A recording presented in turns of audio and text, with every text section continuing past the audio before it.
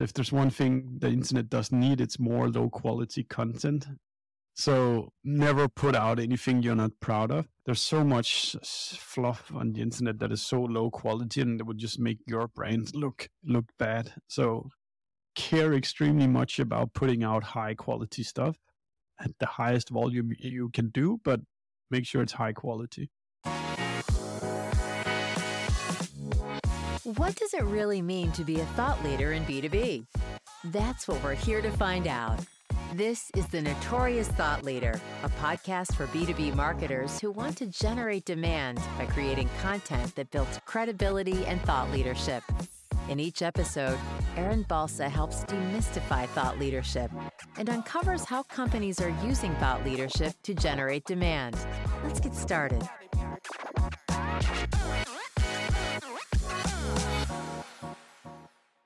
My guest today is Steffen Hedebrandt, CMO and co-founder at Dreamdata.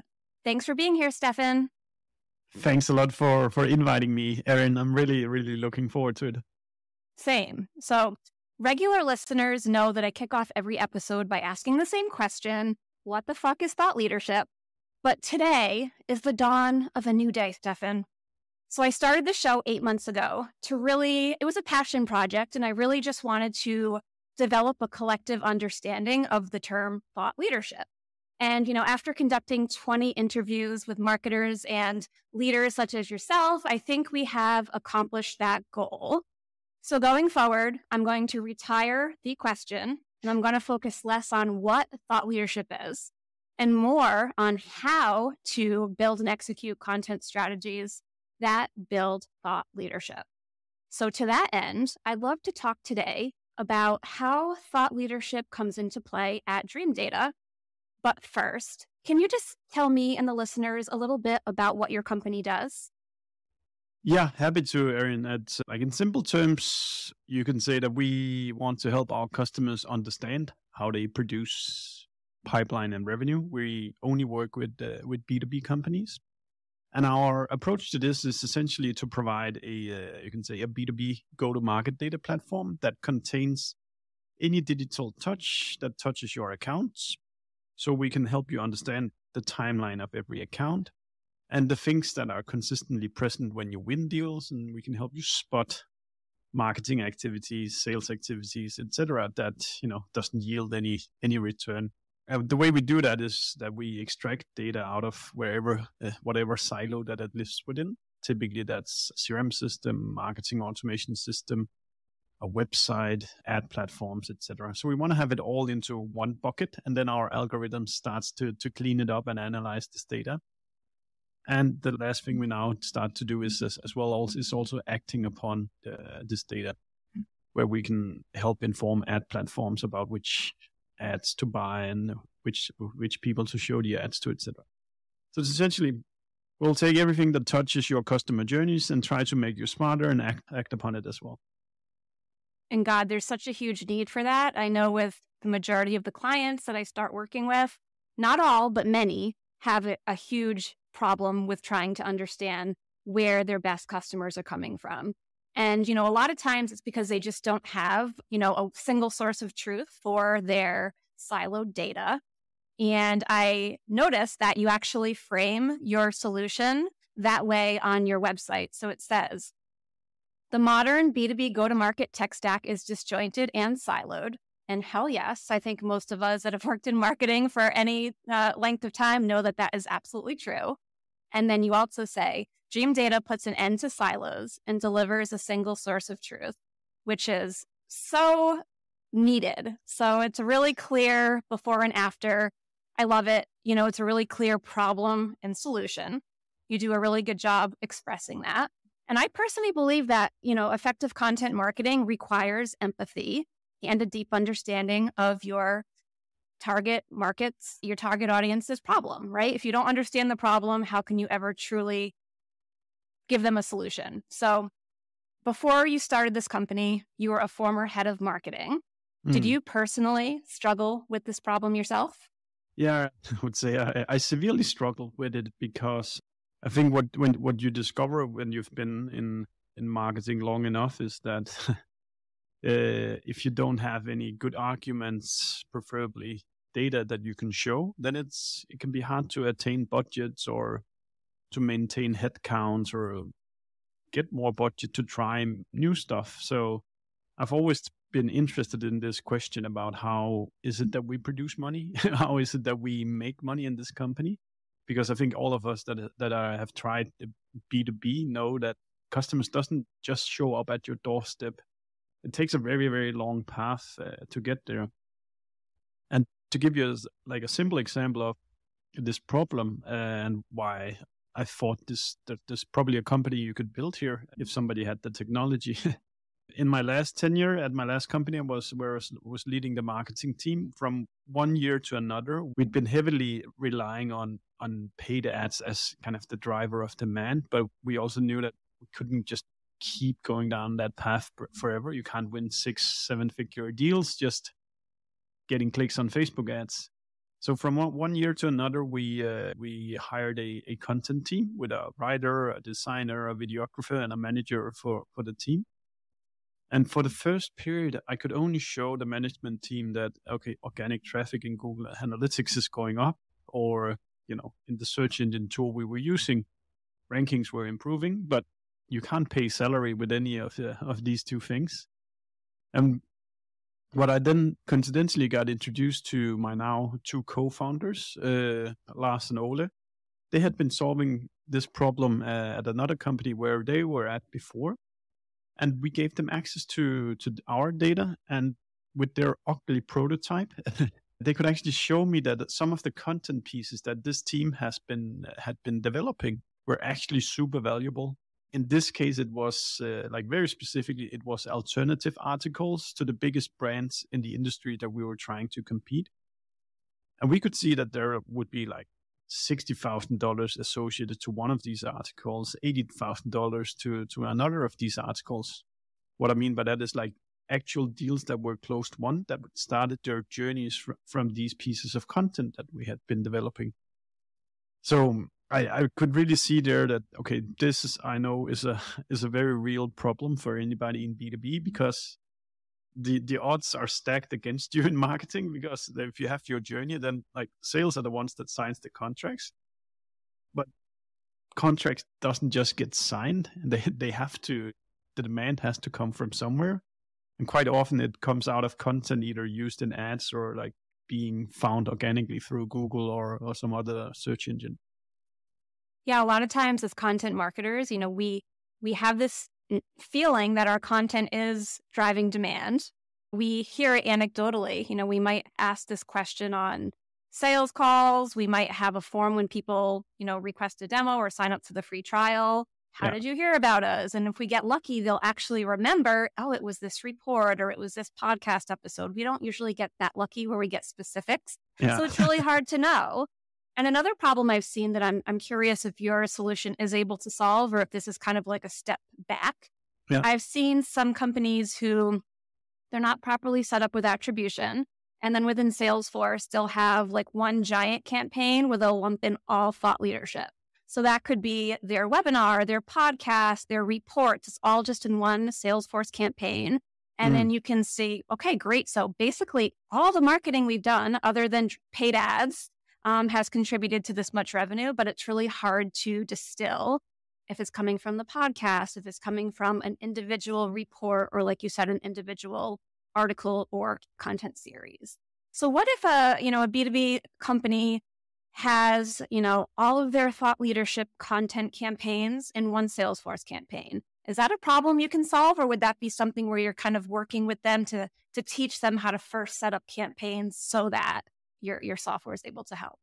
Yeah, it's that's what would be a classical thing for us to help people understand. I think one of the problems here is that, as you mentioned, like people try to use their CRM system as a data platform for solving all issues, but it's not that. It's by definition, it's a tool that salespeople use to keep track of contacts and emails and calls and meetings.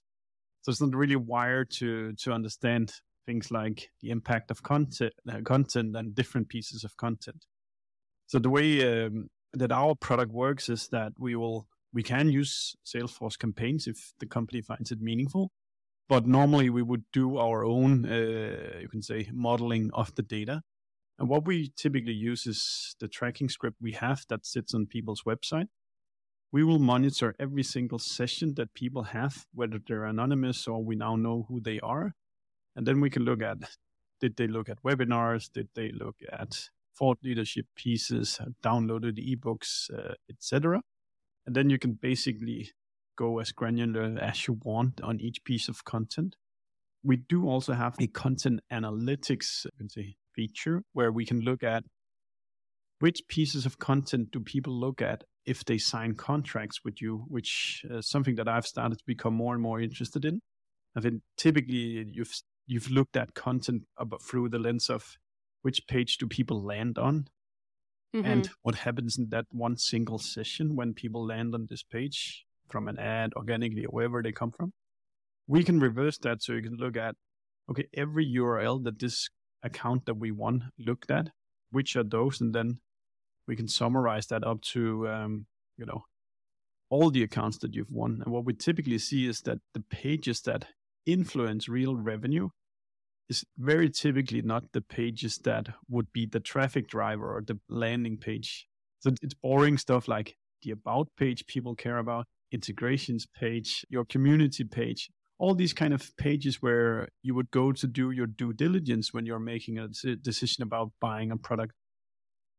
So it flips your attention about, what is really important. It's not about getting people to the site. It's also about making sure that when they're in a buying process, that the pages that they look at is actually convincing and, making them feel comfortable about signing a contract with your company. Totally. I mean, every content marketer, content marketing leader listening is like salivating right now at the thought of being able to show those journeys so clearly. That's like any marketer, especially content marketer's dream. And we don't typically get so lucky.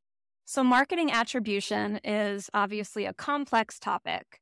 Yeah. And when you hire people to create content, do you look for subject matter experts who really deeply understand the problem space like yourself?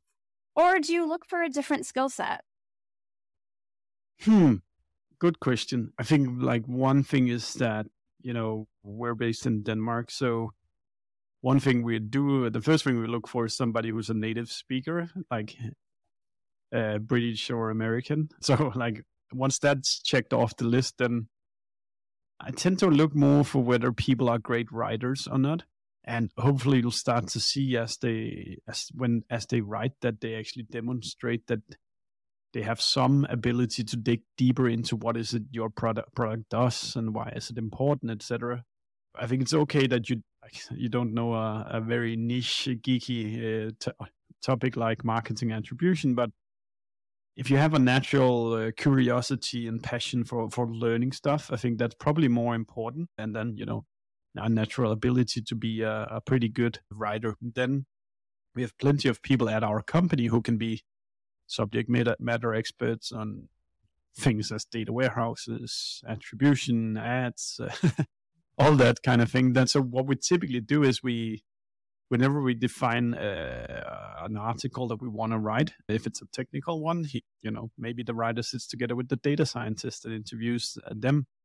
Like back when we started the company, it was me who had to sit next to our CTO, and then it would be like, okay, explain to me how it is our product does this thing. Then I talked with him and tried to then verbalize it in a way that I thought that our ideal customers would be able to actually understand it and find it valuable. And you yourself, you have a writing background too, correct? Yeah, I've been in Danish though. So Danish. I've been also writing a bit of English, but I think writing is just such a crucial skill in this day and age where all comms go through the internet and goes public on all social media. So yeah, I really do appreciate people that can write. Yeah, same with me. Like when I look for writers, I actually help my clients hire both full-time and freelance talent. And I look first and foremost for the raw writing talent. And that might be someone a little more junior who just, needs to learn all about how to optimize content, or they need to really learn about how to put together a strategic campaign, but they have that raw talent. And then drive. Drive is so important. Someone who's like curious and wants to do their best and ask the right questions. Like I look for that too. Yeah. If you can also get a subject matter expert, that's amazing, but that's going to be really hard to find someone who has everything, probably at your price point. It gets more difficult. Yeah. I think also nowadays, I guess the two of us know, but not everybody knows that there's so much software out there that can support your writing. Yeah. I think one of my first favorites writer helpers is an app called the Hemingway app. Yeah, I love it. It's just so good because I sometimes tend to write too long sentences, and Ernest Hemingway was known for like writing short, exact sentences, and this software just helps by an algorithm to spot where you go way too long or you use too many, I think it's called adjectives and stuff like that. So if you don't know Hemingway, put your writing in there. But there's Grammarly as well to fix whatever you write. And nowadays, I'm starting to become more and more aware that you have to take this Chat GPT serious as well. How exactly to use it yet? I think I'm still tooling around with a little bit with. Same. What we've done is like our developers, when they do release notes, most developers don't like to write. So they can just like do really rough release notes, and then they can put it into ChatGPT and say, please write this a little bit better in English than what I've done here. And then you have that. Yeah. The same thing with if there's new topics that you don't know that much about, like play around with ChatGPT and like take in some of the replies that comes there. And then maybe you have the backbones of an article you could write there.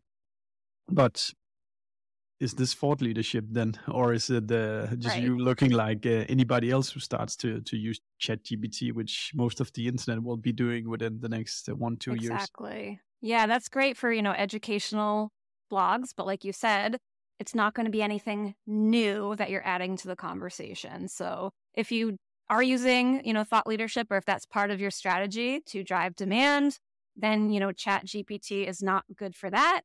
You can definitely use it as part of your content production team, but I wouldn't say that it is really useful for coming up with net new content, at least not yet. Who knows in the future where it's going to go, but not today. Yeah, agree. But I got to say, you're doing a solid job with your content marketing. Shout out to Jeremy. He's doing a great job from what I can see. There are a few things that I love about your website and your content, and I just wanted to share those with you and ask a few questions. Yeah. So first, if you hover over data platform in your top nav, you see the word transformation. And so, this must have been intentional. Why did you lean into the word transformation?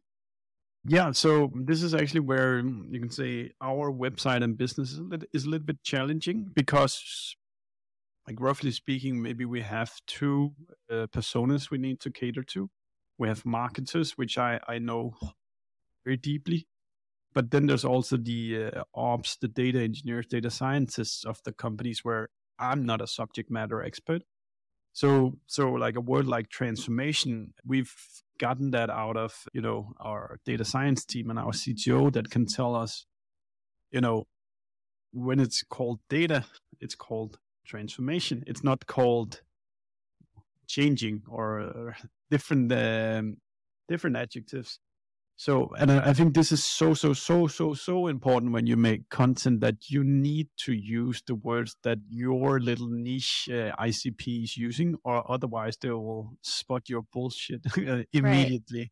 Like I can tell that when marketers are talking, whether it's just fluff or there's really some substance there.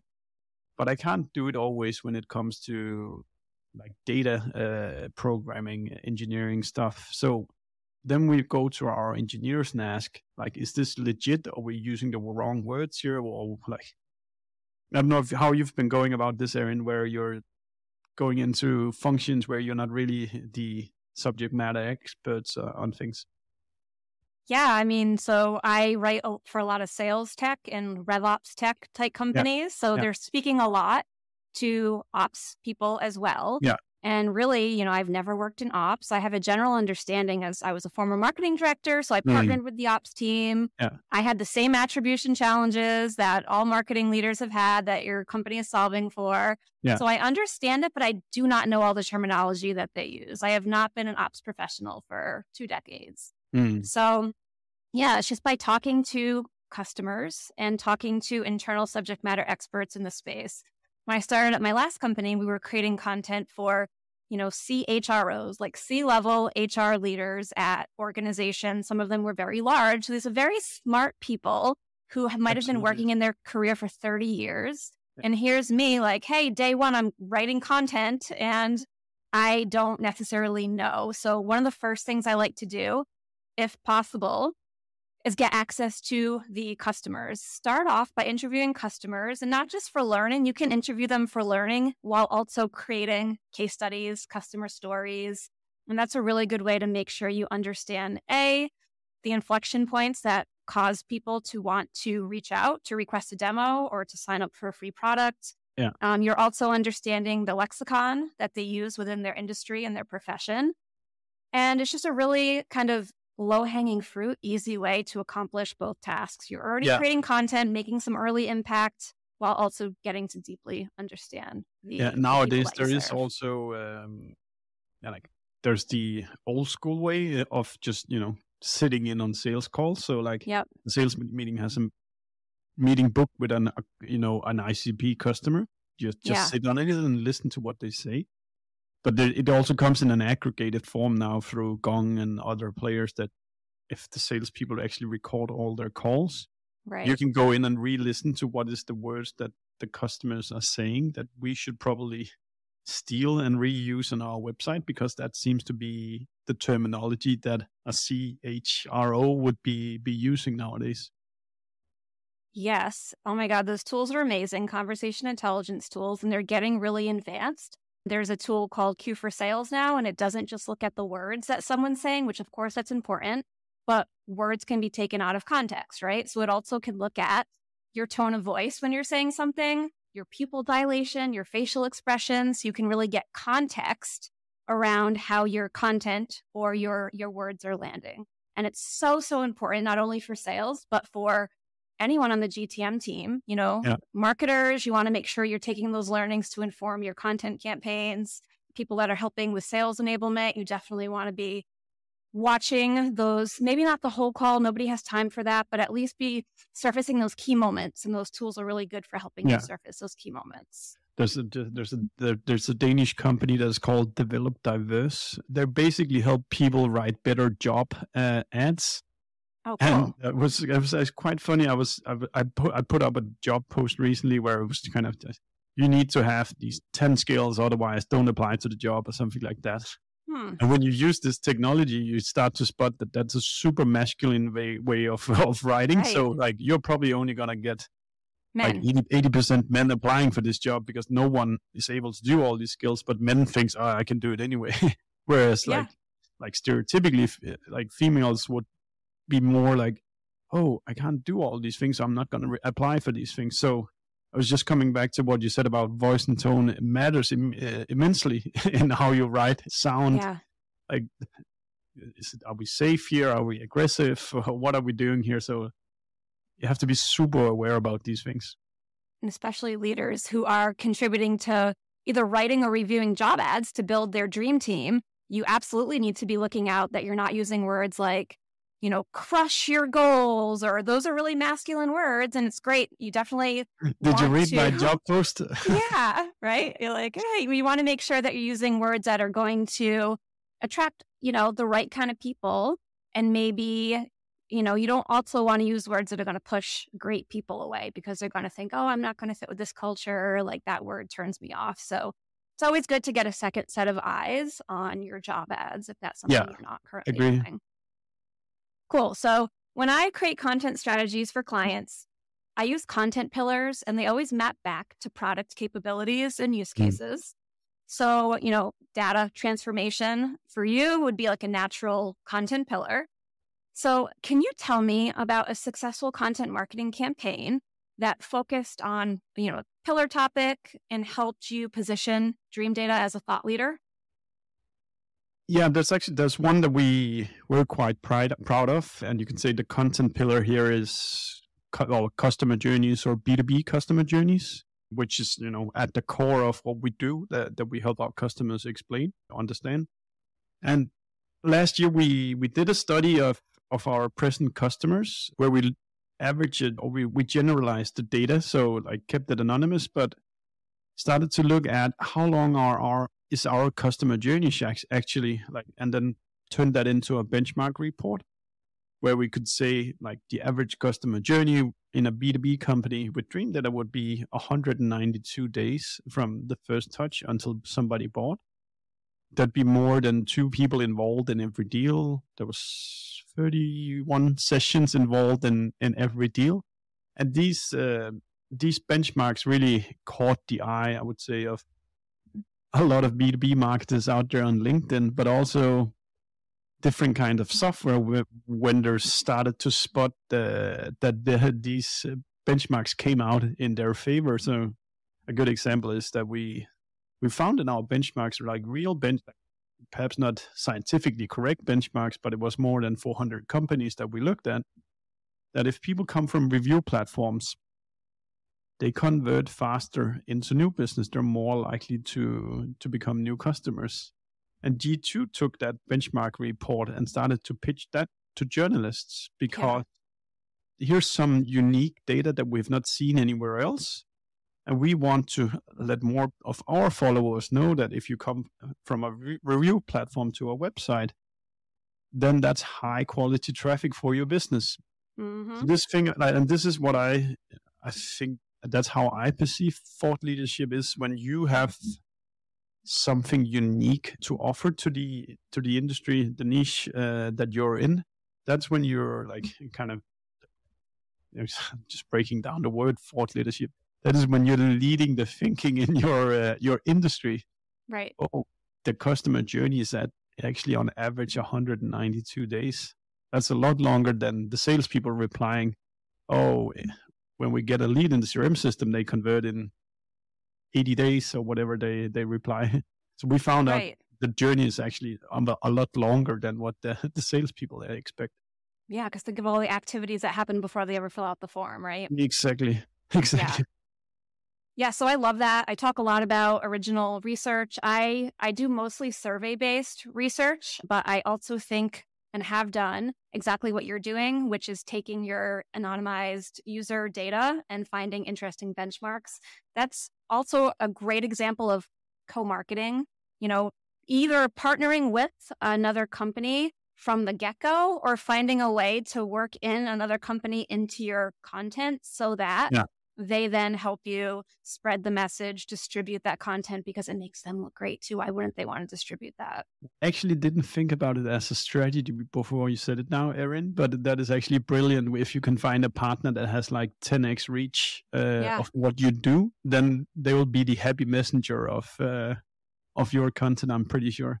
For sure. And something we've done before in the past with success is bringing in a co-marketing partner with a bigger audience. And you do that by offering to do all the heavy lifting. You're footing the bill for, the survey, the study. You're the one doing the content. You're going to design it and write it. You're going to co-brand it, put their logo on it, and then they will help you distribute it. And a lot of companies do this. It's really smart. It's a good way to extend your reach. Who doesn't like free, high quality content? What lose? Yeah.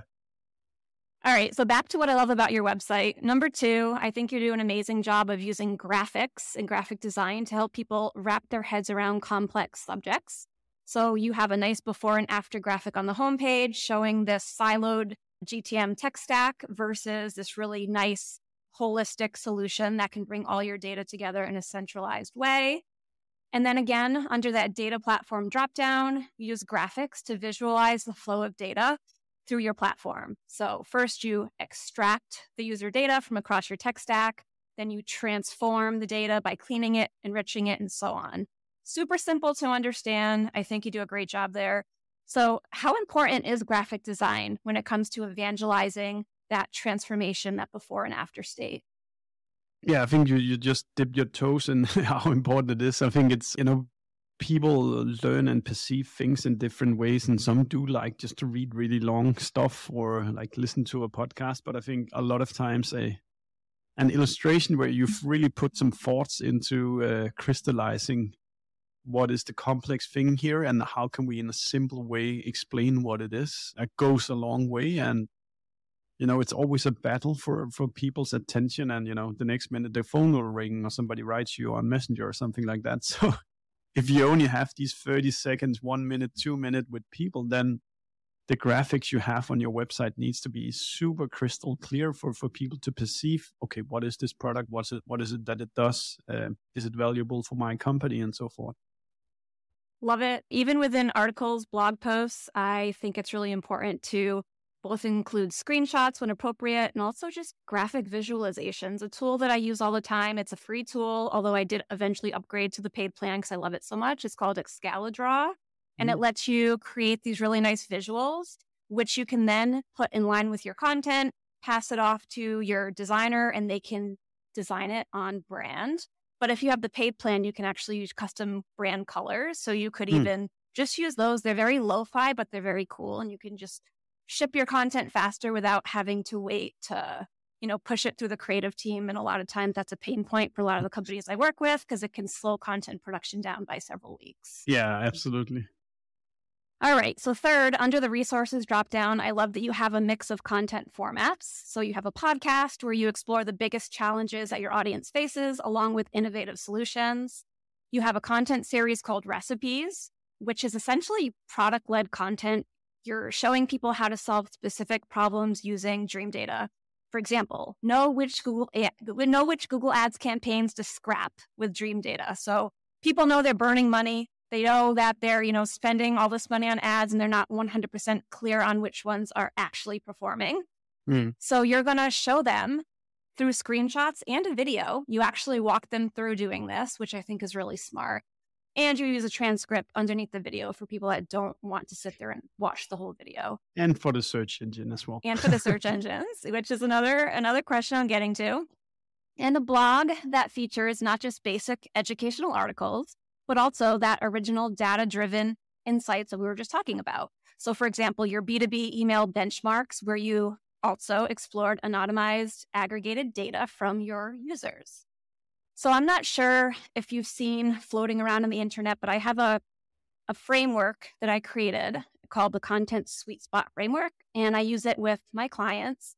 It essentially enables anyone to do exactly what you're doing, which is create a content strategy that incorporates your strategic narrative, which is essentially your before, your after that transformation, your product, which is, either your product-led content or just your content that talks about things that map back to your product capabilities, your original idea, which is your podcast and your original insights from your users. And then the fourth component in my model is your high-value keywords.